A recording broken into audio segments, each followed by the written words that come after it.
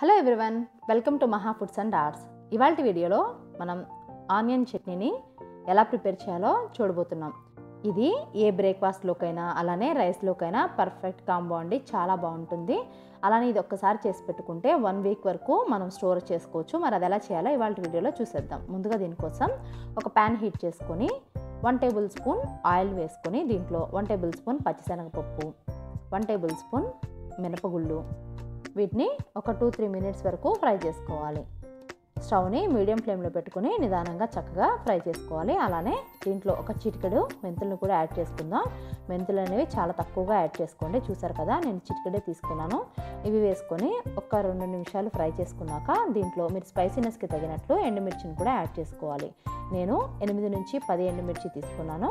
ఇవి కొంచెం ఫ్రై అయ్యాక దీంట్లో వెల్లుల్లి రెమ్మల్ని 8 నుంచి 10 వరకు ఇలా పీల్ తీసేసుకొని యాడ్ చేసుకుందాం. ఇవి వేసుకొని ఇవి కొంచెం ఫ్రై అయ్యాక దీంట్లో ఒక పెద్ద సైజు ఉల్లిపాయని సన్నగా కట్ చేసుకుని యాడ్ చేసుకోవాలి. మనకి ఆనియన్స్ చట్నీలో ఉల్లిపాయ అనేది మెయిన్ ఇంగ్రీడియంట్ కాబట్టి ఆనియన్ అనేది పెద్దది తీసుకోండి. మీరు మీడియం సైజ్ ఆనియన్స్ అయితే 2 తీసుకోండి. దానికి తగ్గట్టు స్పైసీనెస్ని ఎండుమిర్చిని యాడ్ చేసుకోవాలి. ఇప్పుడు దీంట్లో కొంచెం కరివేపాకు వేసుకొని అలానే రుచికి సరిపడా సాల్ట్, కొంచెం పసుపు యాడ్ చేసుకొని ఈ ఆనియన్స్ అంతా పూర్తిగా సాఫ్ట్గా మగ్గిపోయేంత వరకు ఫ్రై చేసుకోవాలి. మనకి ఒక 2-3 మినిట్స్లోనే ఆనియన్స్ అనేవి చక్కగా మగ్గిపోతాయి.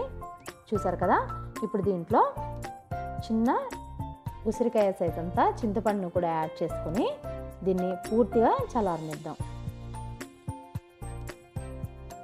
ఇది పూర్తిగా చల్లారిపోయాక మనం ఒక మిక్సర్ జార్లోకి ఈ ఫ్రై చేసుకున్నదంతా యాడ్ చేసుకోవాలి.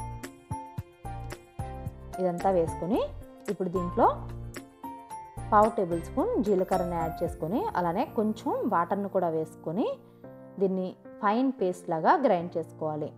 ఇది ఎక్కడ బరక అనేది లేకుండా చక్కగా పేస్ట్ లాగా ప్రిపేర్ చేసుకోవాలి. చూసారు కదా, ఇలా పేస్ట్ లాగా ప్రిపేర్ చేసుకొని ఇప్పుడు దీన్ని పోపు పెట్టుకుందాం. స్టవ్ ఆన్ చేసుకొని ఒక ప్యాన్ హీట్ చేసుకొని 2 టేబుల్ స్పూన్ల ఆయిల్ వేసుకొని పోపు దినుసులను వేసుకుందాం. ముందుగా పచ్చిశనగపప్పు, అలానే మినపగుళ్ళు, కొంచెం ఆవాలు, 1/2 టేబుల్ స్పూన్ వరకు జీలకర్రని వేసుకొని వీటిని చక్కగా ఫ్రై చేసుకుందాం. మనం ఫ్రైస్లో కానీ లేదంటే చట్నీ రెసిపీస్లో కానీ ఈ పోపు దినుసులు అనేవి ఎక్కువ క్వాంటిటీ వేసుకోవడం వల్ల అవి అక్కడక్కడ తగులుతూ టేస్ట్ అనేది చాలా బాగుంటుందండి.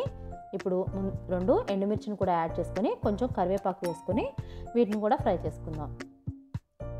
ఇవి కొంచెం వేగాక దీంట్లో మనం ముందుగా గ్రైండ్ చేసుకొని పక్కన పెట్టుకున్న ఆనియన్స్ చట్నీని ఈ పోపులో వేసేసుకోవడమే. చూసారు కదా, ఎంతో spicy and tasty onions chutney ready అయిపోయింది. ఇది హోటల్ స్టైల్లో మనం ఇంట్లోనే ఎంతో సింపుల్గా ఎలా ప్రిపేర్ చేయాలో చూసారు కదా. దీన్ని ఒక్కసారి చేసి పెట్టుకుంటే ఒక 1 వీక్ వరకు స్టోర్ చేసుకోవచ్చు. టేస్ట్లో కూడా ఎలాంటి మార్పు ఉండదు. అంత బాగుంటుంది. మనం ఆనియన్స్ అనేవి ఫ్రై చేసాం కాబట్టి 1 వీక్ వరకు స్టోర్ ఉంటుంది.